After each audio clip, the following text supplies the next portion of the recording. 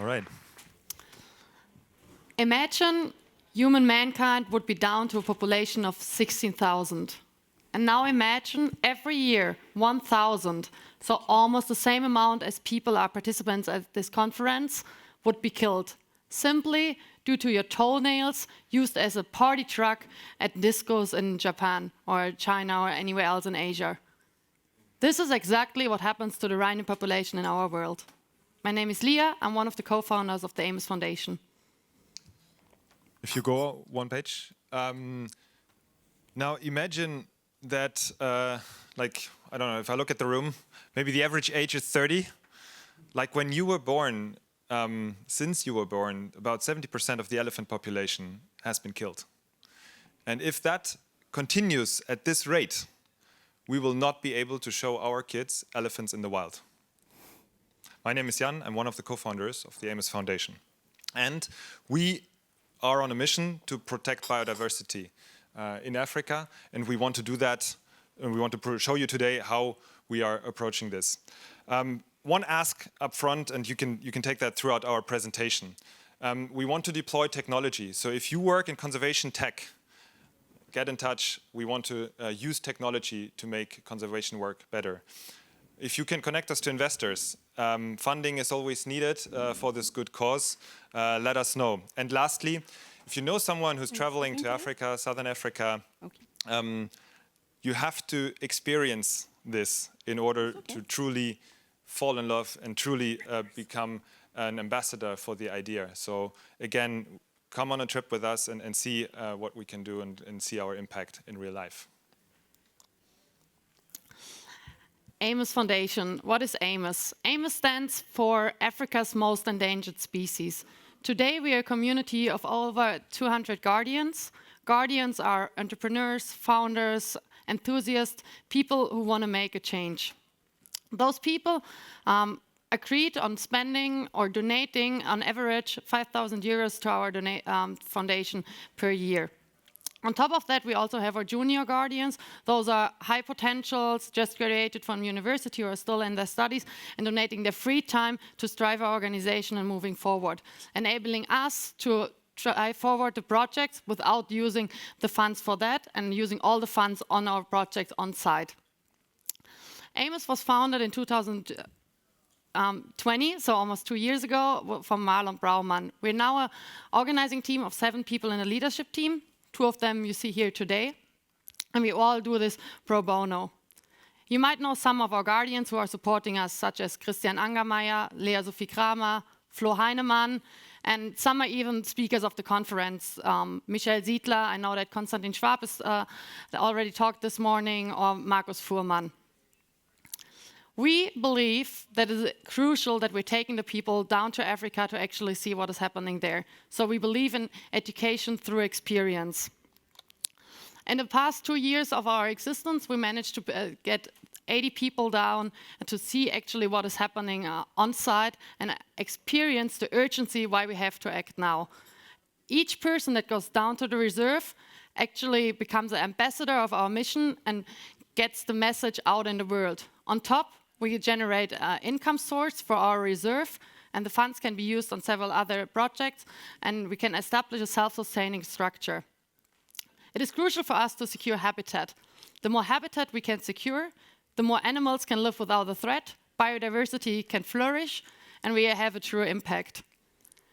But we ultimately see a huge game changer and scalability of conservation through technology. I'm very happy that we had our first tech pilot this summer.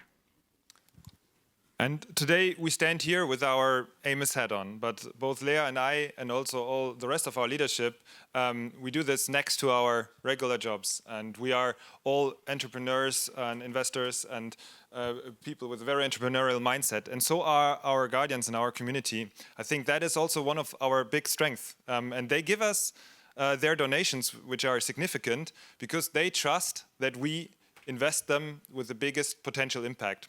So we did a lot of research on how can we create that. The single biggest threat to biodiversity is the loss of habitat. And therefore, protecting habitat is the biggest need And that is, of course, what we try to do with our conservation. We are supporting several very great organizations with our funding. And in one of the reserves that we supported in the beginning, we actually took it over and manage it by now. And we try to expand this game and reserve management to more and more hectares and square meters. We want to do that in close collaboration with the local communities. That's the only way how this can work at large scale. And we create jobs, we educate, we build, and we try to really make the conservation work beneficial for everyone who's around. Both of that is the foundation, but we believe that our biggest game changer, what we can bring to the game, is not the total amount of funds, because there are bigger organizations than us, but our network can deploy technology in a way that no other organization we have seen so far can do at this speed. And we want to really use technology as the game changer. And to make it visual, we want to create the most modern game reserve and show the world what is possible. What do we mean with that? Like one example, last year we used drones, like not the quadcopter drones, but real fast, high-end drones that can capture a large amount of hectares and range at a relatively short amount of time. So in concrete case, this was 20,000 hectares in about 3 to 4 hours. Why is this important? A, because size is typically really big, and if you compare this to what we have here. And second, if it's not done in 3 to 4 hours, the animals would move too much, and all of the imagery that we would capture is not accurate enough. And maybe even 3 to 4 hours can come down a bit, but that's already the best that was out there currently on the market. And through these images that go down to 3 centimeters accuracy, we can really identify this, like the smallest animals down to nearly insect level, and use AI and image recognition to analyze the biodiversity in this place. That has several application cases. A, we can count animals. Why is that important? It seems so simple, but it hasn't been done before. So far, counting works with pen and paper. And hunting quotas, everything is built upon this data. So if we are more accurate with that, we can actually save a lot of animals. But we can also take this to other levels. We could use this to identify intruders. We heard about rhinos and elephants. These are the icon species, but there are 800 more that are being endangered. But they are being hunted, and poaching is a big threat. And if we can use technology for anti-poaching work, we can also make that a safer place. And then lastly, I think we can build an infrastructure that really uses technology in a very sustainable way. So that's our plan for next year. On the one hand side, increasing our habitat, deploying more of these tech use cases, and also from a habitat fund perspective, we believe in the value of biodiversity. Carbon is a first thing, but biodiversity has a value in itself as well. And we want to create and raise a fund in the multi-million-dollar size that actually delivers a return. Not a VC-like return, but a real return. And because sometimes images are stronger than words, we've also brought a little video and hope that it technically works.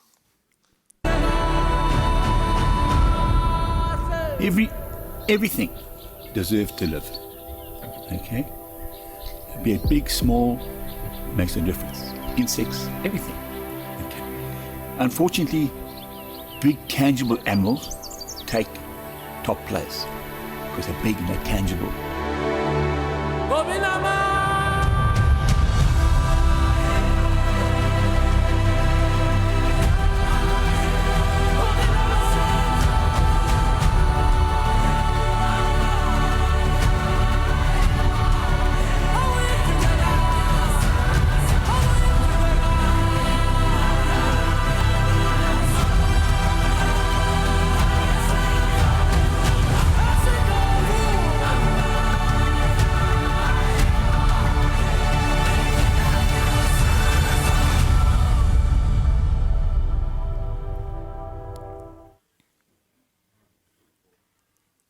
Okay, thank you.